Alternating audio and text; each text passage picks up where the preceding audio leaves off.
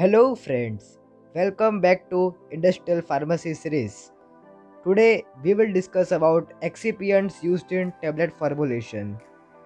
What is excipients? Excipient means any component other than the active pharmaceutical ingredients intentionally added to the formulation of a dosage form. Ideally, excipients should be inert.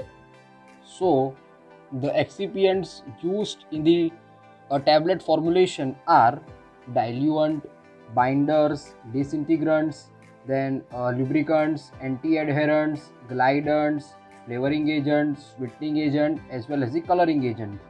Out of this, diluent, binder, disintegrant, and the lubricant is mandatory to add in any of the tablet formulation, and the rest of the excipients are added depending upon the type of a tablet we wish to formulate. For example, in case of chewable tablet, it is essential to add sweetening agent as well as the flavoring agents. Now, we will look into each and every excipient which is very essential in the formulation of a tablet. So, starting with the diluent.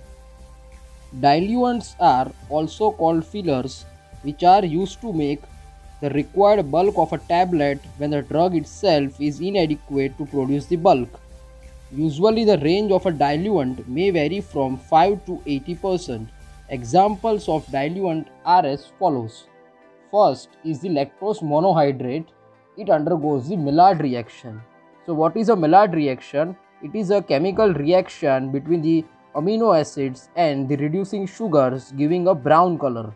So in order to overcome this problem of a Maillard reaction, we are using the lactose anhydrous. And the examples of directly compressible lactose are the spray dried lactose, sorbitol, MCC, which is also called as microcrystalline cellulose, and its brand name is Avicel PH101.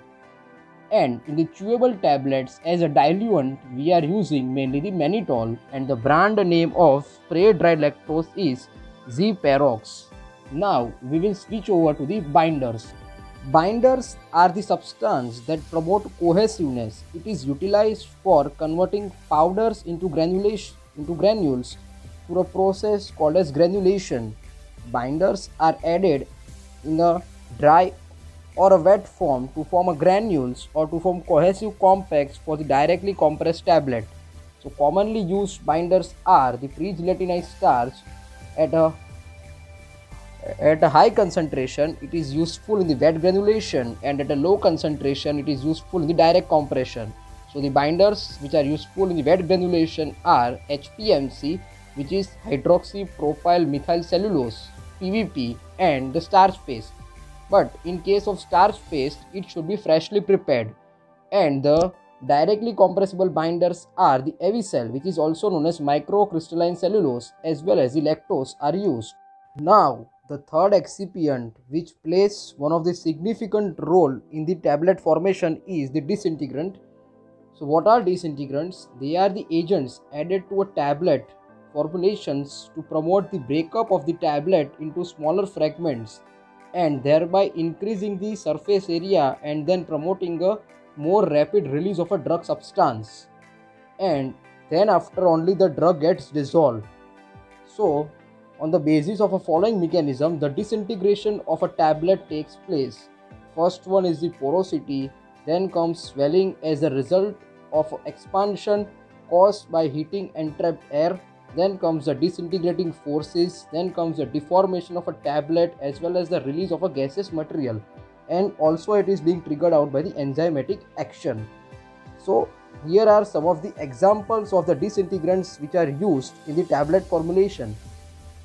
First one is the starch USP, second one is the Avicel PH101 and PH102 grade, also called as MCC. It is a directly compressible disintegrant, and the third one is the alginic acid, which acts by the swelling mechanism. And the last three examples are of the super disintegrant. So the super disintegrant act by swelling, and they have the ability to swell up to the 10 folds, and they have the capacity to disintegrate a tablet within 30 seconds. And so its example are the Cross Carmelos and its brand name is Agdisol. Then comes the Cross Povidone, its brand name is Vivasol. Sodium starch glycolate SSG and its brand name is the Explotab. Now the fourth excipient used is the lubricant. Lubricants are intended to prevent the adhesion of a tablet material to the surface of dies and punches, and as a result it reduces the interparticle friction. Examples of the various lubricants are as follows: stearate, which reduces the tablet strength; talc, liquid paraffin, sodium oleate, sodium acetate, as well as the SLS, which is also known as sodium lauryl sulfate, and it is also used as the surfactant. Anti-adherents, they prevent sticking to punches and die walls. Examples of anti-adherents are cornstarch, talc, colloidal silica, SLS, and stearates. And then comes the glidants. Glidants are added to the formulation, improve the flow properties of the material which is to be fed into the die cavity, and aid in the particle rearrangement within the die during the earlier stages of the compression. And the examples of glidants are talc, stearates, silica, as well as the starch. They are also known as flow promoters. The flavoring agent, sweeteners, and the coloring agent. These are the optional excipients and are added in the formulation when necessary. It's not mandatory to add them always. So types of flavors are: in case of bitter, it is obtained from mint and cherry. Salty flavor is obtained from peach. Sour flavor is obtained from the raspberry, and the sweet flavor is obtained from the vanilla. Sweeteners are added primarily to chewable tablets.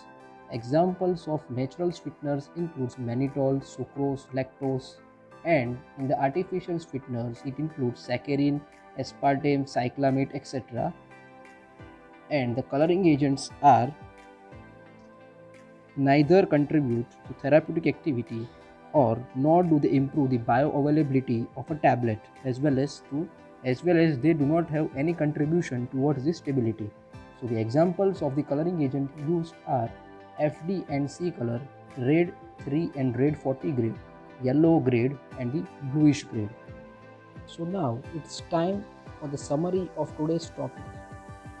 So here you can see the classification of whole excipients in a whole summarized form in the form of a table.